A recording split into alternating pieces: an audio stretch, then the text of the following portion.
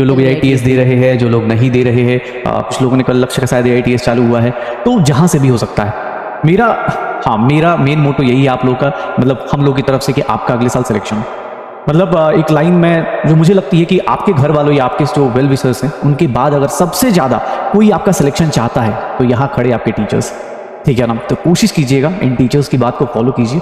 I know कि ये सफ़र अब कल एंड हो जाएगा, कल से परसों से नए टीचर्स और नई चीज़ें स्टार्ट हो जाएंगी, बहुत सारे लोग फिर से स्टार्ट कर लेंगे। लेकिन हाँ, जो प्रोमिसेस आपने किए हैं, जो खुद से अपने वादे हैं, चाहे आप बैकलॉग में ही क्यों ना आ रहे हो, बस याद रखिएगा सिलेक्शन सबसे ज़्यादा इंपॉर्टेंट है। चाहे मतलब कुछ भी हो जाए, मुझे इस बात से फ़र्क नहीं पड़ता कि आपने नोट्स बनाए या नहीं बनाए, आपने शॉर्ट नोट्स बनाए, आपने क्वेश्चंस कितने किए कितने नहीं किए। सबसे ज़्यादा इंपॉर्टेंट बात, आपने अगले साल की सबसे इंपॉर्टेंट बात यही होगी कि आपका सिलेक्शन हुआ या नहीं हुआ। क्या इसका आंसर हाँ है? तो अब सोच लो कि इस आंसर को हाँ करने के लिए मुझे कितनी सारी मेहनत करनी पड़ेगी, कितनी सारी मेहनत करनी पड़ेगी। चाहे जो लोग बोलते हैं ना टेस्ट सर सिलेबस कंप्लीट होने के बाद देंगे, मैं एक सबसे बड़ा झूठ है बेटा, खुद से बोल रहे हो।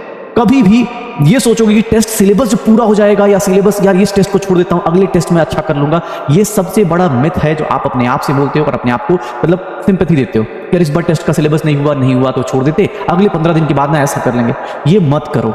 मेरी तरफ से आज और कल में जो 2-4 पीस ऑफ एडवाइस दे सकता हूं वो यही है कि टेस्ट में आपको आता हो, चाहे 5 में से एक ही चैप्टर क्यों ना किया हो, टेस्ट देना जरूरी है। क्योंकि टेस्ट के अंदर जो बेइज्जती फील होती है अंदर ही अंदर, अपने आप को बुरा लगता है ना, वो फील करना जरूरी है।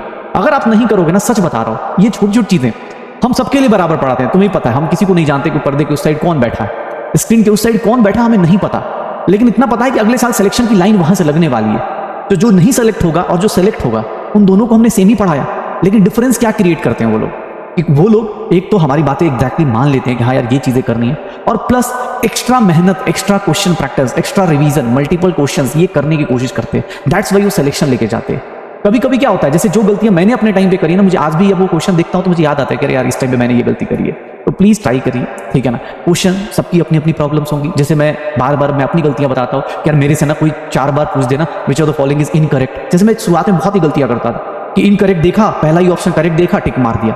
कभी कभी क्या होता था कि ABC देखा, D ऑप्शन देखा ही नहीं, क्योंकि वहां ऑल ऑफ दीज होता था। मैंने A ऑप्शन देखा, सही लगा, मैंने टिक मार दिया। ये जो गलतियां है ना, ये मेरी खुद की अपनी गलतियां।